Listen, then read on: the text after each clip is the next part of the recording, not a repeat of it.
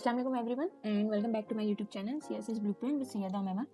अच्छा जी, आज हम अपनी यही series methodology of essay writing ही कंटिन्यू करेंगे, जिसमें हम यानी कि रिसेंटली पिछले 3 वीडियोज़ में हम एसे टाइप से देख रहे थे। सबसे पहले हमने देखा एक्सपोजिटरी एसे को, फिर उसके बाद हमने परसुएसिव एसे को देखा, फिर हमने देखा आर्गुमेंटेटिव एसे को, ठीक है। और आज हम देखेंगे एनालिटिकल एसे को एंड देन लास्टली हमारा प्रोवर्बियल फ्रेज एसे, उसको हम गो थ्रू करेंगे, ठीक है। अगर किसी से यानी कि इस सीरीज़ की या ऐसे टाइप्स की कोई वीडियो मिस हो गई है तो उसका जो इससे पहले वाली जो वीडियोस का लिंक शो हो जाएगा, और फिर उसके बाद कहना चाहिए कि जो पूरी जो प्लेलिस्ट है उसका भी लिंक आपका साइट पे शो हो जाएगा थोड़ी देर में, ठीक है। सो विदाउट फर्दर अडू अभी हम ये कंटिन्यू करते हैं। चलें जी, आज देखते हैं कि भाई एनालिटिकल एसे जो है हमारा जो नंबर 4 पे, ये किस किस्म का एसे है और इसकी क्या रिक्वायरमेंट्स होती हैं, ठीक है। सबसे पहले व्हाट इज इट, सही। एनालिटिकल एसे जो है ना हमारा, वो इस किस्म के यानी कि राइटिंग फॉर्मेट होता है कि जो उसके अंदर दिया हुआ टॉपिक होता है ना या थीम जो भी प्रोवाइडेड होता है, उसको पहले हम इंटरप्रिटेट करते हैं। इंटरप्रिटेशन से मुराद उसको समझते हैं, उसके पीछे के जो मायने होते हैं उसको एग्जामिन करते हैं, ठीक है। और उसको हम मुख्तलिफ हिस्सों में तोड़ देते हैं, ठीक है, एनालाइज करने, सही। टॉपिक को मेन पूरा एज अ होल एनालाइज करने के बाद, उसके बाद जब वो पूरा टॉपिक डिफरेंट यानी कि सब पॉइंट्स में तोड़ दिया जाता है, तो उन पार्ट्स को भी हम फर्दर एनालाइज करके समझने की कोशिश करते हैं, ठीक है, कि इसमें हमसे यानी कि मांगा क्या जा रहा है। जब हमें वो चीज़ समझ आ जाती है तो फिर हम जो वो सब पार्ट्स होते हैं ना, उनके बारे में उनको एक्सप्लेन करने की कोशिश करते हैं, ठीक है। और फर्दर एक्सप्लेन करने के बाद उनकी जो यानी कि डीपर जो अंडरस्टैंडिंग होती है, जो डीपर मीनिंग होती है एज अ होल, सारी चीज़ों को मिला के जो बनती है, उसको हम रिटन फॉर्मेट में लिख के एग्जामिनर के सामने पेश कर देते हैं, ठीक है। अच्छा, ये जो एनालिटिकल एसे है ना, ये हमारा, ये सिर्फ जो एक हमें टॉपिक दिया गया है, ठीक है, इसकी सिर्फ ये एक तरीके से समरी नहीं होती भाई। समरी सिर्फ समरी नहीं होती, समरी के साथ साथ, सही, समरी तो आप जैसे कि सबको पता है किसी चीज को छोटा करके प्रेजेंट कर देना, ये नहीं होता, ठीक है। कुछ लिहाज तक थोड़ा बहुत कहना चाहिए कि ये फैक्टर बहुत ही माइन्यूट सा आ जाता है कि कुछ स्टोरी आप जरा सी रिटेल कर यानी कि रिटेल कर दें, मगर इसमें जो मेन फैक्टर जो होता है ना, वो ये होता है कि भाई जो आपको टॉपिक दिया गया है, हाँ जी, ये जो आपको मेन टॉपिक दिया गया है, ये वाला, सही, इसको आपने कितना बेहतरीन तरीके से समझा है और आप उसको फर्दर कितने अच्छे तरीके से उसे एक्सप्लेन करके प्रेजेंट कर रहे हैं, ठीक है, अपने एग्जामिनर के सामने। उसको क्रिटिकली एनालाइज किया आपने किस तरीके से, फिर उसके सपोर्ट में या उसके अगेंस्ट में किस तरीके से आपने एविडेंसेस प्रोवाइड किए टॉपिक की नेचर को देखते हैं, ठीक है। उसको फिर एक्सप्लेन कर दिया, फिर आगे और फर्दर रिफाइन करके उसको कंक्लूड करके जब प्रेजेंट किया, तो ये सारी चीज़ें होती हैं हमारे एनालिटिकल एसे में। अब जरा हम यहाँ पे अगर पढ़ें तो यहाँ पे यही मैंने लिखा है कि एनालिटिकल एसे जो हमारा होता है, ये एग्जामिन करता है, ठीक है, इंटरप्रिटेट करता है किस चीज़ को, स्पेसिफिक एलिमेंट्स, सही। अब स्पेसिफिक एलिमेंट किसके, ऑफ अ वर्क से मुराद आपका इस पर टॉपिक जो दिया है, ठीक, जो आपको प्रोवाइड होता है एग्जामिनेशन में, सही, उसको जो टॉपिक प्रोवाइड होता है उसको आपने एग्जामिन करके इंटरप्रिटेट करके लिखना होता है, इसे एनालिटिकल ऐसे कहते हैं। अच्छा, फर्दर मोर टॉपिक के अलावा इसमें आपके पास थीम आ जाते हैं, इवेंट आ जाते हैं, करेक्टर आ जाते हैं। करेक्टर यानी कि ये आपके इंग्लिश लिटरेचर में अगर जैसे कि लेट्स अज्यूम शेक्सपियर के बारे में पूछ लिया गया है, नहीं शेक्सपियर के बारे में नहीं, शेक्सपियर का जो प्ले है, अब कॉमन एग्जांपल ले लेते हैं रोमियो जूलियट में, जैसे कि जूलियट का कैरेक्टर के बारे में पूछ लिया गया, उसको एनालाइज करके हमने एक्सप्लेन करना होता है। उसके अलावा प्रोसेसेस से मुराद किसी भी किस्म का प्रोसेस हो सकता है। सबसे कॉमन और बेसिक एग्जांपल अगर मैं दूँ कि आइस जो होती है हमारी, वो सॉलिड फॉर्म से गैसेस फॉर्म में कैसे कन्वर्ट होती है, ये भी एक पूरा प्रोसेस है, तो इसको एक्सप्लेन कर देना है एक ऐसे की फॉर्मेट में, ठीक है। ये भी एनालिटिकल ऐसे खिलाएगा।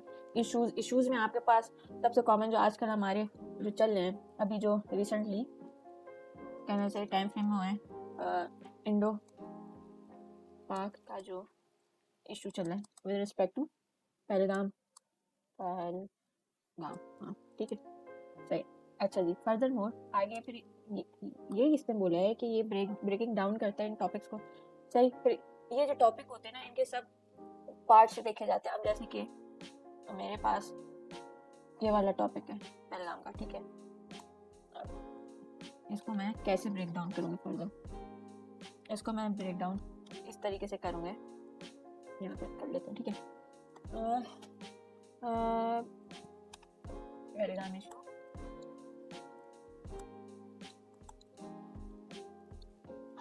पहलगाम इशू ने राइज दिया आपके इंडो पाक इशू को, ठीक है। दोबारा से सबसे पहले हम थोड़ा सा एक बेसिक सा इंट्रोडक्शन ले लेंगे कि भाई ये किस तरीके से हुआ, उसमें जो ओवरव्यू वगैरह होगा ये सब उसमें आ जाएगा। नहीं, ओवरव्यू दे दिया ज़रा सा इशू का, ठीक है। बैकग्राउंड कि इस तरीके से जो आपका कहना चाहिए कि एक पूरी सोशल मीडिया पे जो वेव चली पाकिस्तान के अगेंस्ट की और एकदम जो इंडिया वालों ने फिंगर्स पॉइंट की वो किस वजह से हुई, ठीक है। वो बैकग्राउंड आपने देख लिया। अब मेन कंट्रीब्यूटिंग फैक्टर इसमें जो ये इंसिडेंट इतने बड़े लास्ट केस का किस वजह से हो गया, ठीक है।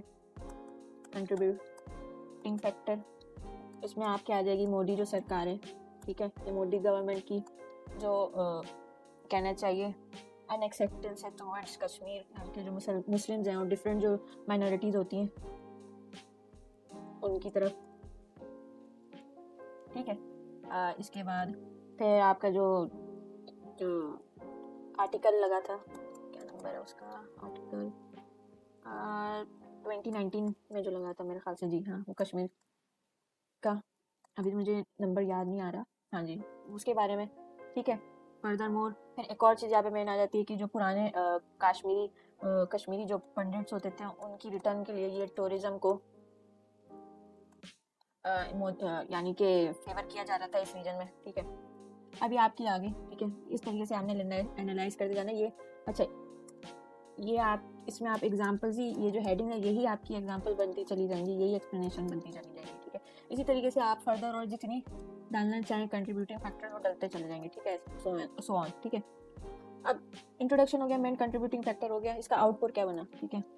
फॉल आउट क्या बना इसका, इसका फॉल आउट ये बनता है कि भाई एकदम ब्लेम गेम शुरू हो गया, ब्लेम गेम एज यूजुअल जो होता है।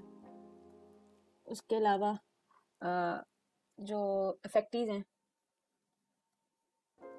उनके लिए कोई एज सच कहना चाहिए कोई ख़ास किस्म की कैटरिंग नहीं हुई सही प्रॉपरली, और फिर यही एक तरीके से कहना चाहिए कि एक दोनों साइड्स की इमेच्योरिटी भी यहाँ पे स्टेट्स की नज़र आती है, इमेच्योर बिहेवियर दोनों साइड्स की तरफ से, ठीक है। इस तरीके से आप फर्दर एक्सप्लेन करते चले जाएंगे, ठीक।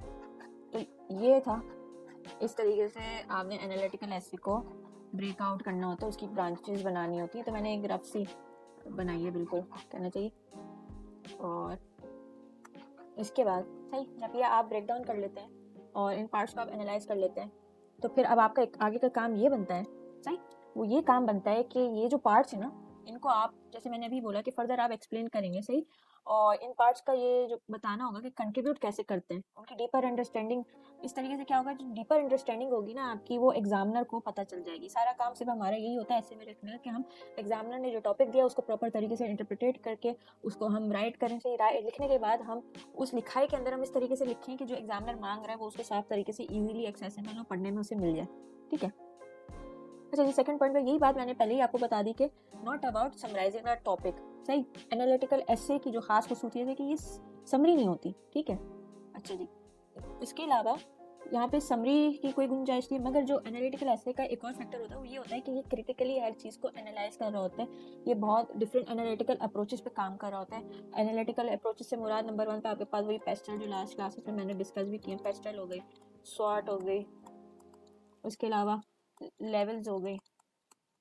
लेवल्स में आपकी लेवल से मुराद इंडिविजुअल, नेशनल, रीजनल, सोशल, हमारे यहाँ पे प्रोवेंशियल भी आप डाल सकते हैं। इस तरीके से जितने आप लेवल्स बना सकते हैं उतना अच्छा, ठीक है। अच्छा जी, ये तो हमने बेसिक सी इसका इंट्रोडक्शन था, थोड़ी सी एक्सप्लेनेशन देख ली। इसके बाद हमारे पास आ जाते हैं पर्पस।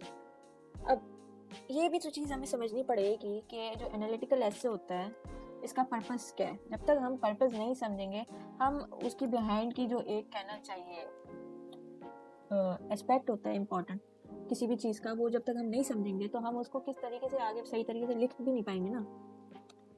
तो सबसे पहले जो इसका पर्पस ये होता है एनालिटिकल एसे का, वो ये होता है कि ये इंटरप्रिटेट करता है, सही है, एनालाइज करता है और इवेल्युएट करता है किसी भी चीज़ को, सही है। और किसी भी चीज़ से मुराद यहाँ हमारा टॉपिक होता है, ठीक है। उसके बाद एनालिटिकल ऐसे ये शो करता है कि जो लिखने वाला है, जो राइटर है, उसकी जो understanding of how and why ये कितनी स्ट्रांग है। जो आपके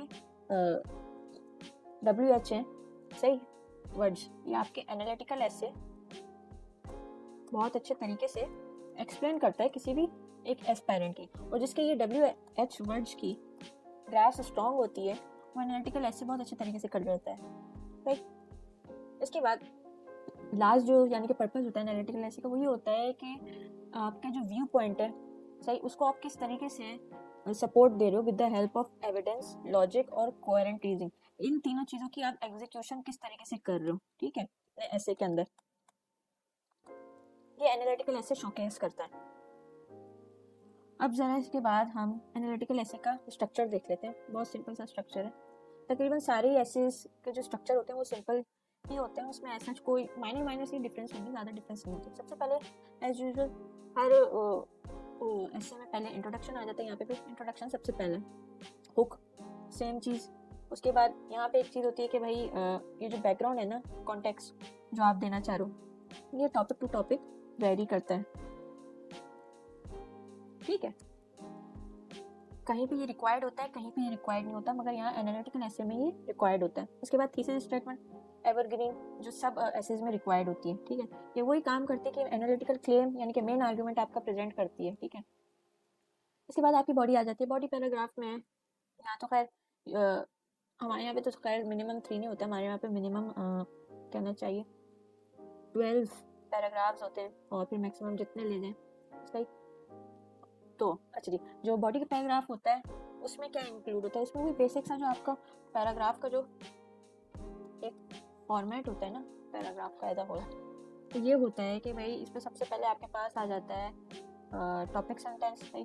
फिर इसके बाद आपके पास इसके अंदर की बॉडी आ जाती है।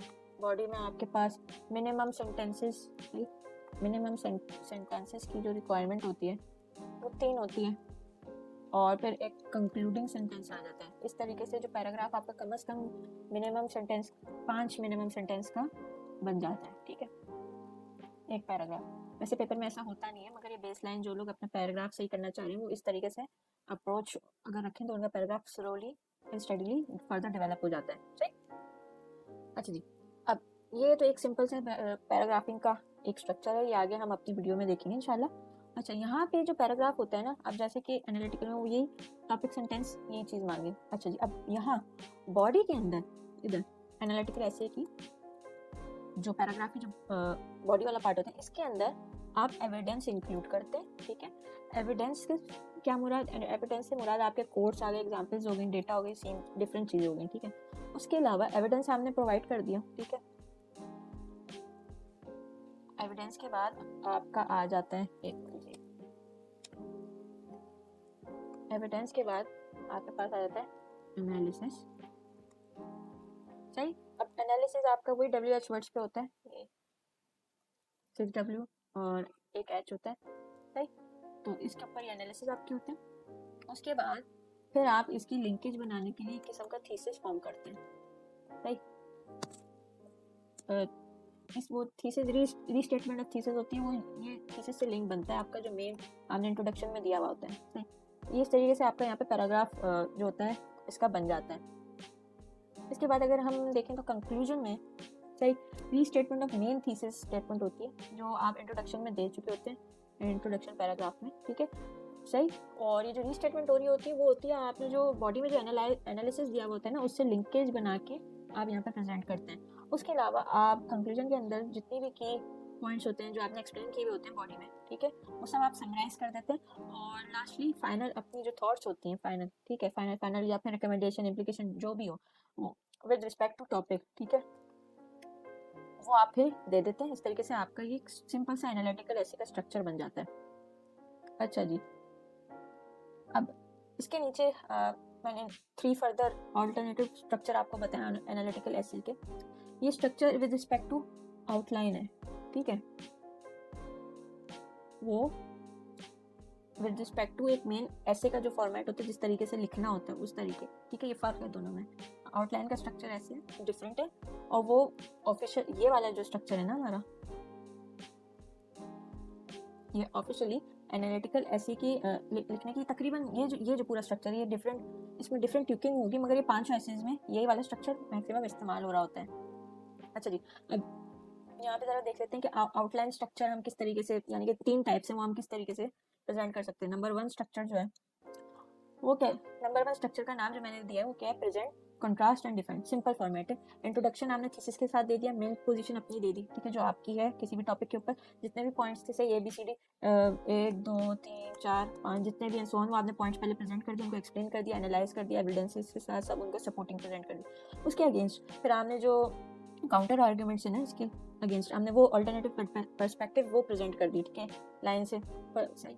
उसके बाद लास्टली थर्ड प्लेस पे आपने जो आपके मेन जो ये वाला जो सेक्शन था ना मेन पोजीशन का, इसको आपने डिफेंस के तौर पे इसकी डिफेंस के लिए आपने फर्दर डेटा और प्रोवाइड किया, ठीक है। यहाँ पे डेटा प्रोविजन होती है। अच्छा, यहाँ पे भी डाटा प्रोवाइड हो रहा होता है, मगर वो डाटा ऐसा होता है कि वो डाटा ऐसा होता है कि जो आपकी कहना चाहिए जो आप लिख रहे हैं ना, उस एविडेंसेस को के अंदर ऑलरेडी पहले से मौजूद होता है। ये एग्जिस्टिंग डाटा होता है ऑलरेडी। अच्छा, ये वाला जो डाटा होता है ना, इसमें फ़र्क होता है, इसमें ये फ़र्क होता है कि ये एक्स्ट्रा डाटा जो आपने गैदर किया हुआ होता है through out your preparation, case studies वगैरह अपनी बात को मनवाने के लिए, ठीक है, अपने पॉइंट ऑफ व्यू को मनवाने के लिए, तो ये वो वाला डाटा होता है, सही। फिर आप अपने ये मेन पॉइंट्स के खिलाफ ये वाला डाटा मेंशन करके यहाँ पे प्रेजेंट कर देंगे। अच्छा, सिंपल सी हुई कंक्लूजन हो जाएगी। अच्छा, ये जब इस्तेमाल होता है जब हमें अपना पहले point of view present state करना होता है, उसके बाद हम अपने अल्टरनेटिव्स जो यानी कि काउंटर आर्ग्यूमेंट्स होते हैं या अपोजिंग व्यू होते हैं उनको एक्नॉलेज करते हैं, और फिर अपनी स्टैंड्स को फर्दर रीइंफोर्स कर रहे होते हैं डेप्थ के अंदर, ठीक है। अब सेकंड स्ट्रक्चर को जरा हम देखते हैं। तो सेकंड स्ट्रक्चर हमारा है काउंटर देन सपोर्ट, ठीक है। अब इसमें ये कि इंट्रोडक्शन सिंपल हुई होगी, ठीक है। पहले आपने अपोजिंग व्यूज प्रेजेंट कर दिए, सही, अपोजिशन के व्यूज से। अब अपोजिशन के व्यूज प्रेजेंट करने के बाद आपने इनके अगेंस्ट अपनी दलीलें दी, ठीक है, एविडेंस दिए कि भाई ये इस वजह से गलत है, सही। फिर आपने अपने मेन पॉइंट्स लास्ट में प्रेजेंट किए। आपने लिखा कि भाई ये पहले आपने बता दिया अपोजिशन व्यू इस वजह से गलत है, फिर आपने अपनी बात बताई कि मेरे पॉइंट्स इस वजह से सही है, ठीक है, और इनकी फर्दर ये इम्प्लीकेशन है, सही। Implication plus this is why they are right, ये आपने पूरी चीज बता दी, ठीक है।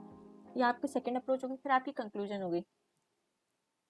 अच्छा, ये जो स्ट्रक्चर है ये आपका जब आप इस्तेमाल करते हैं ये इस वक्त अच्छा होता है कि जब जो मिसकंसेप्शन होते हैं ना, किसी भी किस्म के एरर्स का आ जाना, सही, वहाँ पे कॉमन हो, ठीक है, उनको ख़त्म करने के लिए, सही, या तो फिर अपोजिंग आर्ग्यूमेंट्स को ख़त्म करने के लिए कि वो जल्दी ख़त्म करने के लिए कि इससे पहले वो रूट पकड़ें, तो ये अप्रोच यूज़ की जाती है, सही। अच्छा जी, स्ट्रक्चर 3 जो है वो हमारा होता है इशू बाय इशू कंपैरिजन। ये बहुत सिंपल स्ट्रक्चर है और सबसे इजी स्ट्रक्चर है और सबसे ज़्यादा यूज़ होने वाला है। वैसे इजी तो तीनों ही है मगर सबसे कॉमनली ये यूज़ होता है, ठीक है, कॉमनली ये भी यूज़ होता है और ये भी यूज़ होता है। स्ट्रक्चर 1 और 3। अच्छा जी, स्ट्रक्चर जो 3 है वो ये करता है कि भाई पहले मेन इशू है, इशू 1 है, ठीक है, इशू 1 है मैंने ले लिया, उसमें मैंने अपना मेन पॉइंट या मेरी स्टांस जो है उसकी मैंने बता दी, जो मेरी ओपोजिशन की थी मैंने मेंशन कर दी। फिर इसके बाद अब मैंने स्टेटमेंट दी कि भाई मेरी जो स्टांस विद एविडेंसेस के साथ ये एक्सप्लेन किया कि जो मेरी जो स्टांस है वो ज़्यादा बेहतर क्यों है बनस्बत मेरे अपोजिशन की, ठीक है। इस तरीके से इशू 1 हो गया। फिर हमने इशू 2 कर दिया सेम ऊपर वाले मेथड की तरह, फिर एंड सो ऑन, सही, ऐसे डाल के पूरा नीचे का, ठीक है। एंड में फिर हमने कंक्लूजन दे दी, समरेशन दे दी। ये जो होता है ना ये वाली अप्रोच ये इसलिए ज़्यादा आइडियल होती है क्योंकि ये मल्टीपल जैसे कोई टॉपिक आए जिसकी मल्टीपल डायमेंशन है उनको कैटर करने के लिए, उनको एक्सप्लोर करने के लिए होता है, ठीक है। अच्छा जी, इसके बाद अगर हम देखें तो हमारे पास आ जाते हैं की फीचर्स क्या होते हैं। जो एनालिटिकल ऐसे होता है जो मैंने आपको बताया कि समरी नहीं होती, सही, ये आपका वाई और हाउ और व्हाट, ये तीनों जो है ना, ये आपके मेन WH क्वेश्चंस के होते हैं, ठीक है। रिमेनिंग भी बहुत इंपॉर्टेंट होते हैं। अगर जो इसके ऊपर, वही बात है, फिर मैं रिपीट करूँ, जो इसके ऊपर ग्रेस बना लेता है वो इजीली अपने एनालिटिकल ऐसे को हैंडल कर सकता है, उसको सॉल्व करके राइट कर सकता है, ठीक है। फिर वही बात रिपीट हुई है कि break down the subjects into parts. Main topic है, ठीक है, इसको आपने डिफरेंट 1 2 3 जितने भी पार्ट्स हैं उसमें डिवाइड कर दिया, सब में, ठीक है, सब पार्ट्स में इस तरीके से, सही। इसके बाद आपका जो तीसरे पॉइंट पे जो मैंने भी बताया कि इनके आपस के जो, एक मिनट जी, इनके जो आपस के जो रिलेशनशिप होते हैं ना, वो भी ये एक्सप्लेन करता है, सही। इसका इससे सही, vice versa and so on, ये इस तरीके से होगा। इस तरीके से इंटर रिलेशनशिप भी एक्सप्लेन करता है हमारे एनालिटिकल ऐसे कि अगर जैसे कि जो एस्पेक्ट 1 है इसमें अगर फर्क आता है तो एक्सपेक्ट 2 पे या 3 पे क्या उसके असरात नजर आएंगे, ठीक है। इसमें एविडेंस और एग्जाम्पल्स बहुत ज़्यादा इस्तेमाल की जाती है, और उसके अलावा लास्टली ये फोकस करता है रीजनिंग और इंटरप्रिटेशन की, किसी भी इशू के बयान की जो कि वो किस तरीके से ओरिजिनेट कर रहे हैं, कहाँ से उनकी लिंकेज बन रही है, वो उसको इंटरप्रिटेट करके उनकी जो उनके अंदर होने वाली जो चीज़ें होती हैं विया रीजनिंग उनको प्रोसेस करके प्रेजेंट करना, ये एनालिटिकल ऐसे का काम होता है। अच्छा जी, अब ज़रा कॉमन टॉपिक्स या ओवरऑल थीम्स अगर देख लें हम, हमारी जो एनालिटिकल एसेस की बनती है सबसे ज़्यादा तो यहाँ से लिटरेचर के यानी कि उससे आते हैं, मगर हम जैसे कि CSS में जो ये वाला जो हिस्सा, ये वाला पार्ट, ये CSS में इतना नहीं आता। ये आपको अगर मिलेगा भी तो मेरे ख्याल से इंग्लिश लिटरेचर के पेपर्स में मिलेगा, सही। फिल्म्स भी नहीं होती एज सच हमारे यहाँ पे, सही। अच्छा जी, हमारे यहाँ पे ये 3 आते हैं, 1 2 3, सही। हिस्ट्री आ जाती है, पॉलिटिक्स आ जाती है, फिलोसफी वो यानी कि जो लोग फिलोसॉफिकल एसेस जो बोलते हैं ना, जो बहुत ज़्यादा कॉमन हुए हैं आजकल ऐसे की प्रिपरेशन में, वो भाई वो यही एनालिटिकल एसेस के अंडर ही आते हैं। एनालिटिकल एसेस के अंदर जो CSS में पूछे जाने वाले सब थीम्स होते हैं ना, वो 3 थीम्स होते हैं आपके मेजरली। नंबर 1 वो आपकी हिस्ट्री से आ जाते हैं, उसके अलावा पॉलिटिक्स से होती है, उसके अलावा फिलोसफी। फर्दर मोर भी कहना चाहिए जो डिफरेंट आपके जो सब्जेक्ट्स होते हैं उसमें से भी चीज़ें निकाल के पूछी जा सकती हैं, उनको रंग दिया जा सकता है कि आप इस तरीके से कि आप एनालिटिकल ऐसे के तौर पे उनको सॉल्व करें। अच्छा जी, लास्टली अब ये कुछ टिप्स हैं जो मैंने थ्रू आउट अपनी प्रिपरेशन में गैदर की थी डिफरेंट सोर्सेज से थी। तो वो ये टिप्स हैं एक इफेक्टिव एनालिटिकल ऐसे की राइटिंग में, कि सबसे पहले जो है ना, ये वाला point number 1, develop a strong thesis that makes an interpretative claim. ये तो आपके हर ऐसे की हर ऐसे की टाइप के लिए ये होना मस्ट है, ये नंबर 1 रिक्वायरमेंट है। जितना मजबूत थीसिस स्टेटमेंट आपका होगा उतना स्ट्रॉन्ग आपका चांस होगा कि आप आगे जाके उसको फर्दर एक्सप्लेन प्रॉपर तरीके से कर सकें, सही। इसके बाद वही एविडेंसेस की बात हो गई, एविडेंसेस भी आपको हर ऐसे में चाहिए होता है, सही। और एविडेंस है तो उसके साथ साथ आपको एनालाइजिंग की जो कैपेबिलिटीज़ है वो भी आपकी स्ट्रॉन्ग होनी चाहिए।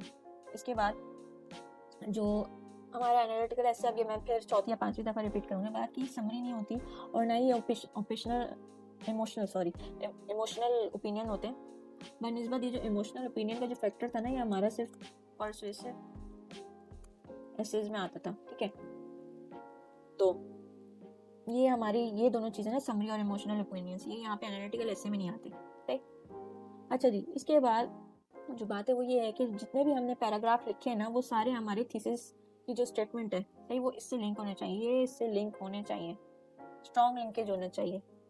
उसके अलावा क्लैरिटी, कोहेरेंस और लॉजिक सेम, ये तो एक मैंडेटरी आपकी रिक्वायरमेंट है, जो हमने अपने एग्जामिनेशन वाली जो रिपोर्ट्स थी, एग्जामिनर्स की जो रिपोर्ट थी, उसमें बार बार यही पढ़ी थी कि भाई ये 3 चीज़ें तो चाहिए होती हैं। उसके साथ साथ ऑर्गेनाइजेशन भी चाहिए होती है, जो अनफॉर्चुनेटली इस लेवल पे भी आके नहीं मिलती एग्जामिनर को अपने पेपर में। उसके अलावा प्रेजेंट टेंस की यूसेज बहुत ज़्यादा इंपॉर्टेंट होती है।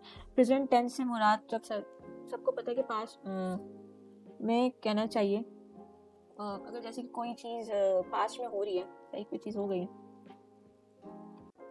जैसे कोई इंसिडेंस हुआ, कोई इशू हुआ, इसका इशू ले लेते हैं अपना गाज़ा इशू अभी भी कंटिन्यू चल रहा है, मगर लेट्स अज्यूम हम 7 अक्टूबर वाला ले लेते हैं, ठीक है।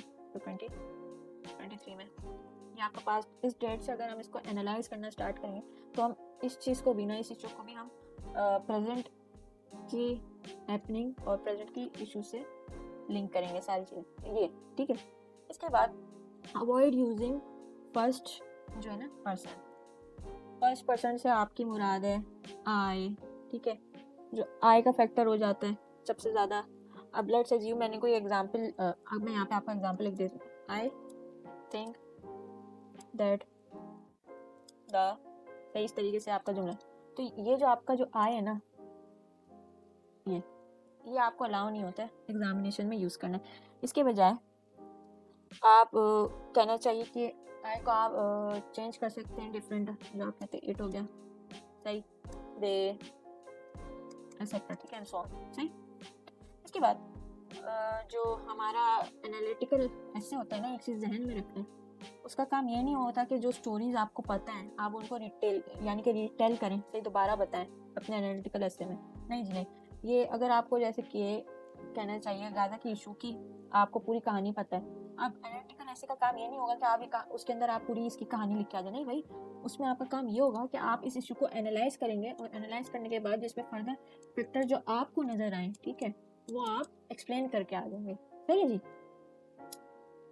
सो आज हमने देखा कि भाई कि एनालिटिकल ऐसे होता है क्या है, चाहे इसकी टिप्स देखी, इसमें आने वाले कॉमन थीम्स देखे जो मोस्ट प्रोबेबली जो आते ही आते हैं, ठीक है, उसके अलावा की फीचर्स देख लिए, इसके साथ साथ कहना चाहिए इसकी आउटलाइन के जो 3 स्ट्रक्चर हैं वो देखें, और फिर जो इसका मेन एक ऐसे का लिखने का स्ट्रक्चर होता है जो हर ऐसे में फॉलो किया जाता है वो हमने देखा, ठीक है जी।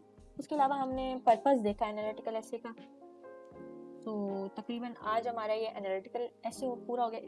तो इस तरीके से हमारे कुल मिला के 4 ऐसे टाइप्स अभी तक कंप्लीट हो गई हैं, ठीक है। इंशाल्लाह ताला अब नेक्स्ट वीडियो में जो हम कैटर करेंगे वो हम कैटर करेंगे अपने प्रोवर्बियल फेज ऐसे को, सही। अब इंशाल्लाह ताला होपफुली ये जितना भी मैंने एक्सप्लेन किया है, इसके बाद तो अगर इशू आता भी है तो आप कमेंट्स में यानी कि कोई भी आपकी क्वेश्चन हो या कोई इंक्वायरी हो आप पूछ सकते हैं, ठीक है, कोई प्रॉब्लम नहीं है, अच्छी बात है, डिस्कस करें जितना। वैसे सीएसएस की जर्नी में मैं यही रिकमेंड करूँ जितना ज़्यादा आप क्वेश्चन करें, लिजिट क्वेश्चन है लिंक करें, उतना ज़्यादा वो आपको फ़ायदेमंद होगा, ठीक है, क्योंकि बाज़ औक़ात ये होता है कि जो स्टूडेंट्स होते हैं ना वो ये सोच के रुक जाते हैं कि भाई मुझसे मैं पूछूंगा ये मेरा मजाक बनाएंगे कि मुझे इतनी सी चीज़ नहीं पता, बेसिक सी चीज़ नहीं पता। मसला नहीं है, आप पूछ लो, अपना पहले मजाक बनवा लो, ठीक है। अगर कोई आपका मजाक बनाता है ना तो इसमें बुरा नहीं मानो, क्योंकि वो मजाक बनने के बाद भी वो आपको जवाब तो दे रहे हैं ना, आपको जवाब मिल रहा है। इससे ये होता है कि कम से कम आपको जो चीज़ की नॉलेज आपको चाहिए थी वो आपको मिल तो रही है ना, और वो नॉलेज जब आप हासिल करके उसको यूज़ करोगे, ठीक है, तो आपका जो कहना चाहिए अगर वो पेपर में वही चीज़ आ जाती है और आपको वो नॉलेज पता होगी तो आप वहाँ पे वो चीज़ लिख के मार्क्स तो हासिल कर सकोगे। सारी चीज़ें जो मेन चीज़ जो मैटर करती है ना पेपर के अंदर वो हमारे मार्क्स, उसके बाद सीएसएस में हमारा या किसी भी जॉब में किसी भी जॉब के लिए आप प्रिपेयर हो रहे हो उसमें एलोकेट होने के लिए ये चीज़ मैटर करती है, ठीक है। सो आज हमने ये सब डिस्कस किया। काइंडली जो ये वीडियो है इसको लाइक करें, शेयर करें, ठीक है, जितना हो सके, और कमेंट सेक्शन में भी अगर कोई आपके क्वेश्चन रह गए हो तो वो आप मेंशन करें, और इसके साथ साथ चैनल को सब्सक्राइब करें। इंशाल्लाह ताला I will be seeing you in the next video. Take care and अल्लाह हाफिज़।